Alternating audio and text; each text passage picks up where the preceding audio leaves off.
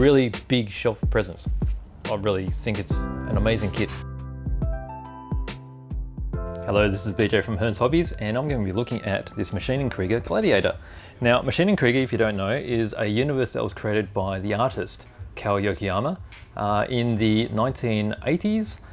It was a collaboration between Hobby Japan magazine and some other artists as well. So it hadn't been around for a while. It was originally released in the day by Nitto. They made a whole heap of kits, and then it's slowly been re-released over the years.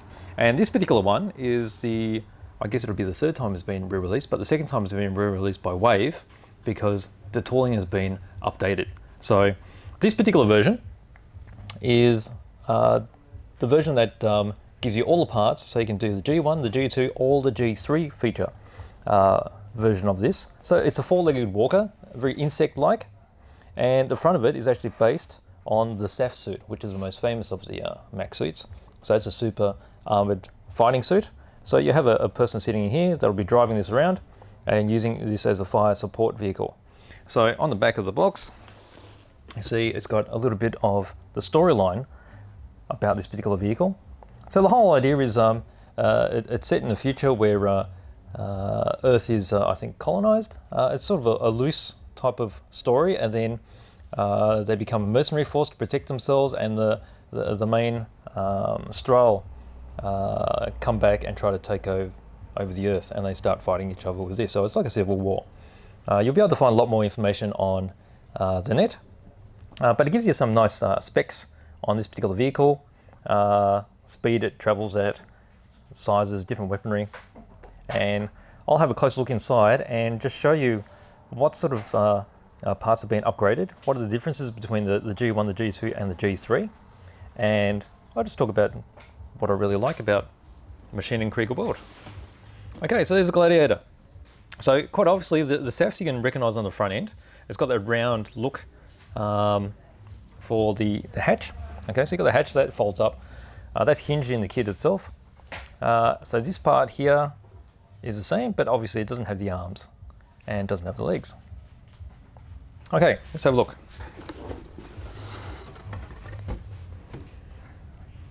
All right, let's pull out this part here first because this is the most recognizable. This is the front of the Gladiator, and here you can definitely see the shape of the SAFs.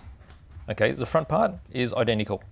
Okay, so you've got this section here, the head will just poke out the top, and then you've got a hatch on the top which lifts up.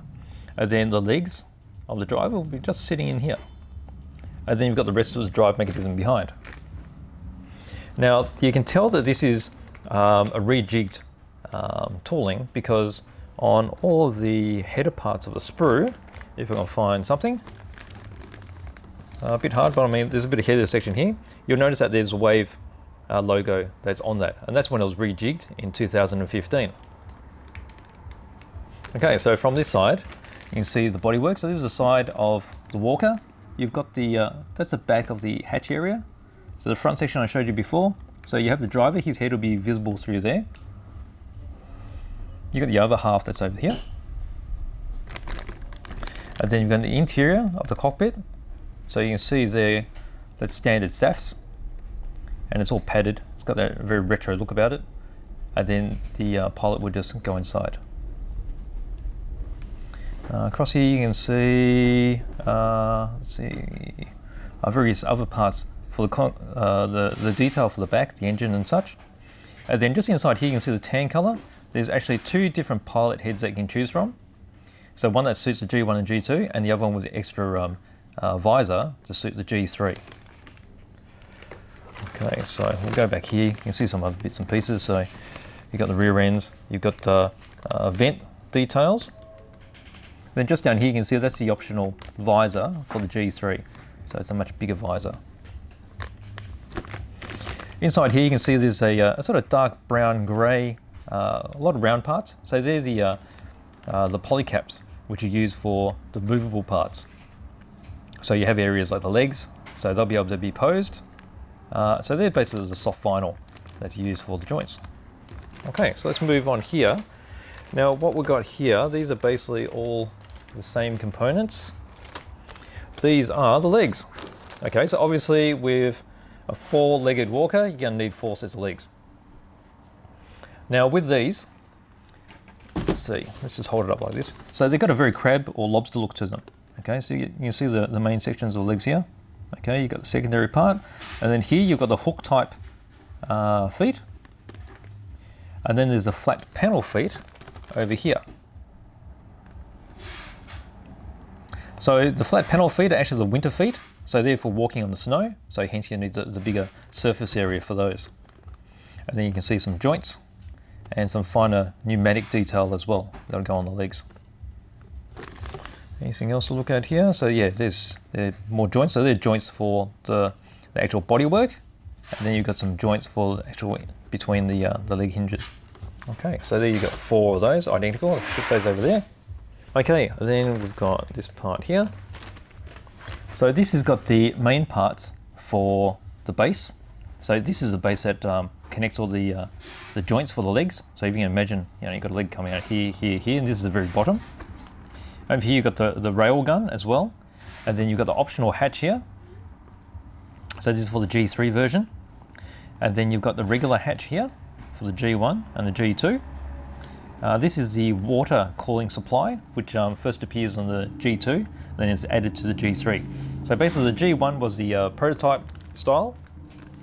The G2 was the first mass production, and the G3 was the final mass production. So they had slight differences between them. You got some engine detail here, extra armor here, which appears on the G3 maybe. So it's just that side bit there. Then over here, you've got some more panels, armored panels, some interior parts for the hatch. These are the G1 type, I guess, on the side, which is like the exhaust pipes, and then the other armored bits actually go over the top of that as an option. Over here you see there's the grenade launchers, which are found on the G3. But really, with all these optional parts, you could just mash them all together and make the version that you like. Because one of the philosophies behind all these designs was they were all scratch built, as in kit bash from various kits, then designed with existing parts. So some of the parts do look quite recognizable. So bits like this, they use engines from 12 scale motorcycle, and ping pong balls and all sorts of pieces. So over here, you get a better view of the original sort of SAFs type hatch. That's very smooth. And then, what else do we see here? Oh yeah, so there's some more exhaust pipe type extensions there as well, parts of the engine. Okay, let's move along. Then we've got this part here. So more mechanicals and engine parts for the main body. Okay, so here you can see the joints. These are for the legs. And then you've got engine components. So here that looks very much like 12 scale, probably F1 parts, I reckon, from a Formula 1 car. Some more parts here for the water supply on the later version, the G2 and the G3. And then over here, we have some of the top parts of the cowling and the main bodywork here, and other engine details. So these are the carburetors. It's all very, very interesting. So if you look really carefully, you can sort of recognize these parts coming off a different kit. I mean, that looks like it could come off an AMT X-Wing kit. And that's basically what he did. So Kow Yokoyama pulled apart all these bits and created these wonderful machines. All right, so that's that. We've still got more to come. So we've got a set of clear parts for lenses. So you've got optional parts which will be for the G2 and G3. You've got lenses which are around the front for the sensors. And then there's this part here, which is a mesh part. Okay. All right, now this is some of the more exciting parts because they were quite complicated kits to begin with, and multimedia, basically meaning multiple materials. So plastic kits in the day were just plastic, so you just use plastic cement. But to add extra detail, they did this. So the multimedia actually enhances. So you've got metal here for meshing, so you can cut that to fit. You've got some vinyl here for hoses and pneumatics, so the thicker one, thinner one. And then you have some rod as well, which can be used for some of the grab handles and also other types of plumbing. So that just makes it so much more interesting. So a lot of customization available for you as well. Now this is quite classic, the card. So they're all pre-punched, and you can actually put those into a little binder. You can get specific Ma.K binders as well, or you can just put it in whichever binder you like. And this is sort of info about each different version. So you've got G1, G2, G3. So it explains who use these particular versions. So they've got different decals, different camouflage patterns as well, and then how they were used. And then over here, there's more technical data. Okay, with description of what all the parts are. And then at the bottom, there's that G1 with the winter type feet on it. Okay, and then here we've got the decals. And the decal sets are always a bit of treasure. Okay, you can see how many really colourful types of tactical markings and divisional markings, and you can see how quite a lot of this has taken its influence from World War II fighter aircraft, nose art, and other divisional markings, sometimes in submarines. And then also you've got some stencil, really fine here, add some extra detail. You got water markings there. So obviously depending on your camouflage, you can either use the white ones on a dark camouflage or the black ones on a lighter camouflage. And then all different numbers. You can choose what you like, mix it up. It's part of the fun with these. Customize as you like. So that's very nice. And then we've got the manual. So manuals have been updated. It's much cleaner. It gives you all the different versions here. So you got your G1, the G1W, which has got the winter feet. You got the G2, which has got the additional armor across the side vent here. And then also it has the water cooling tanks at the back. And also the weaponry has changed. So on the G1 it had the 3-tube rocket launcher, and then from the G2 and the G3 it's got the rail gun. And then the G3 here, which has got the different hatch with additional optics, and also just at the back you can see the rocket launchers, grenade launchers I should say, just at the back there. And so there's the differences between them. So very small upgrades, and between those you can do whatever combination you like really. Okay, let's have a look inside. All right, what's the best way of looking at this? All right, so here you can see the base is going together. So this is the base for the 4 legs. Over here you can see some leaf springs going in, some engine work, a few hoses and tubes. That all gets completed. You've got springs, suspension, framework, and then start getting into the leg construction. So this is like the knuckle where it hooks up to the base. And then you've got the actual arms going in. So you've got an actuator going in there, a little push rod. You can see the front knuckle going in, and then the secondary arm, and then you get into the feet. So here's the option of getting the insect type feet, or you've got the winter feet. Got armor going on, so your little knee armor. Different feet here to choose from. They just pushes in, and then you can see how this can move. So they're indicating that you can change a pose and how it can move forward and back. And then once you've done 4 of those, they get put into the main assembly for the legs. And there you go. So this is your main base with the armor on the bottom. Okay, so you got your choices here. So that's a section that I didn't realize as well. So the G1 and G2 had the flat armor, and the G3 had the shaped armor. I quite like how these have got a World War II German aesthetic to them. Over here we've got looks like the engine bay getting built up. There's the mesh for the engine, so you're covering up the radiator. And then you're building the main body of it. So engine in the back there, you got the base, and then you got 1/2 of the hull, and then you've got the cockpit going in, and then sealing up the hull. This is the front, as you saw earlier. So you've got the sensor going in. You've got the interior, and then this is the bottom of the main hull. And Then we get into all the other, these would be sensors and radios and such, all going in the bottom. You've got the grab handles. This is the water cooling. So this particular item here was on the G2 or the G3.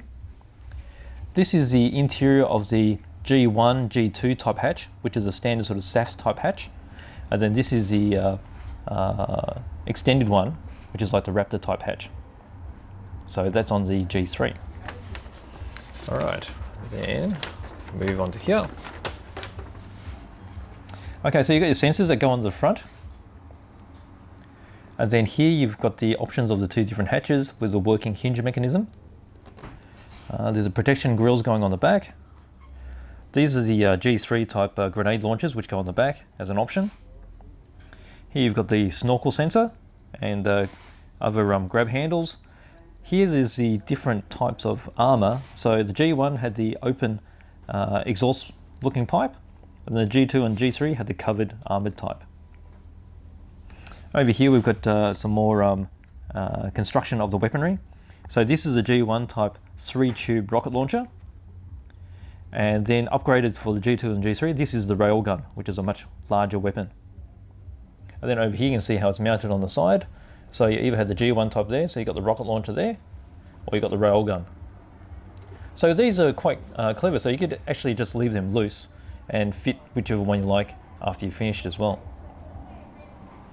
Okay, over here we've got the differences between fitting the various weapons. So if you had the 3 rocket pod launcher, you would have this particular power joining cable, I guess you'll call it. And then on the railgun, I guess it needs more power, so they've got the heavier duty one there. Okay, all the finer details going in. You've got the front sensor, which is basically off a Apache, so it's an Apache nose type sensor. You've got more exhaust going in.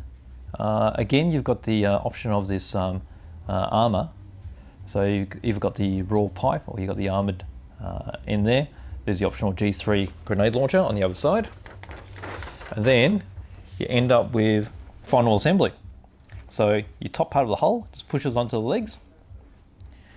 And then you've got your options of your pilot. So as I explained earlier, so you've got your G1, G2 type pilot who doesn't have a visor. And then you've got your G3 pilot who does have the additional visor. And with that, they have the different hatch tops. So, and then over here, you've got the options of how you have the hatch left open. So it's got a little holding bar there. Okay, so that is the Gladiator Walker from the Mashinen Krieger universe. It's one of my favorite genres, and I know it's Warwick's favorite genre. He's built a whole heap of these at the moment. But this is a really nice, it's a big kit. And at the moment they're out of production, but we do still have stock. It's really nice if you can find one. I really think it's an amazing kit. Really big shelf presence. So that's a Gladiator from Wave Corporation.